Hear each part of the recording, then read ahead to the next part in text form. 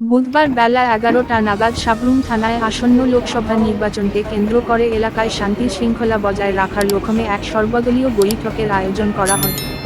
উক্ত সর্বদলীয় বৈঠকে উপস্থিত ছিলেন মহকুমা পুলিশ আধিকারিক নিত্যানন্দ সরকার, সাবরুম থানার অফিসার ইনচার্জ অপু দাস, মনু বনকুল আউটপোস্টের অফিসার ইনচার্জ রূপক বৈদ্য এবং বিক্রম থা, বিজেপি, সিপিআইএম, কংগ্রেস দলের নেতৃত্বরা।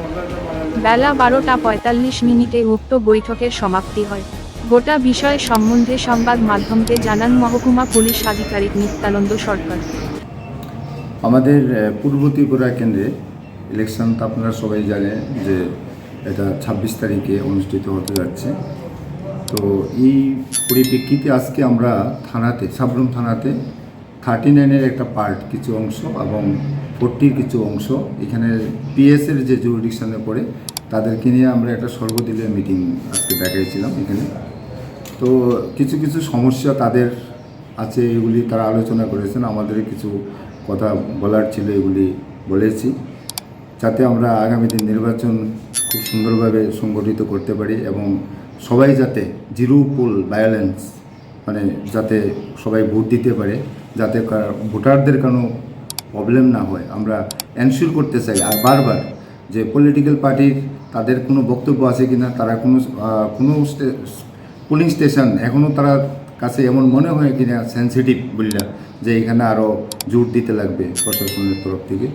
তারপরে তারা কিছু কিছু বাজারগুলিতে যে প্রোগ্রাম মিটিং মিছিল এগুলি নিয়ে সেটা তারা কিছু প্রশ্ন তুলছিল যে টাইমিং গ্যাপিংটা 2 ঘন্টা, যে একটা পার্টির সঙ্গে একটা পার্টি। তো এটা আমাদের কিছু করার নাই, গাইডলাইনেই দেওয়া ছিল। তো তারা সংশ্লিষ্ট এআরওর সঙ্গে তারা ডিসকাস করেছিল এটা কিছু করলে করতে পারে। তাছাড়া এখানে বড়বাবু অনেক কথা বলেছেন। আমরা প্রত্যেক পলিটিক্যাল পার্টিদেরকে sector officer, police sector officer এবং সিভিল সেক্টর অফিসারের লিস্ট আমরা প্রোভাইড করেছি। এই কারণে করেছি কারণ এখন থেকেই তারা যে কোনো সমস্যা তাদের ওই সেক্টরগুলিতে যদি কোনো সমস্যা হয় তারা সেক্টর অফিসারকে যাতে সরাসরি ফোন করতে পারে। কারণ পুলিশ সেক্টর এবং সিভিল সেক্টর অফিসারগুলি এখন থেকেই প্রত্যেক তাদের সেক্টরে ঘোরাঘুরি করছে, তাদের ইনফরমেশন কালেক্ট করছে, খবরাখবর নিচ্ছে। তো ওই হিসাবে তাদেরকে যদি ফোন করা হয় তারা সঙ্গে সঙ্গে যাতে অ্যাকশান নিতে পারে।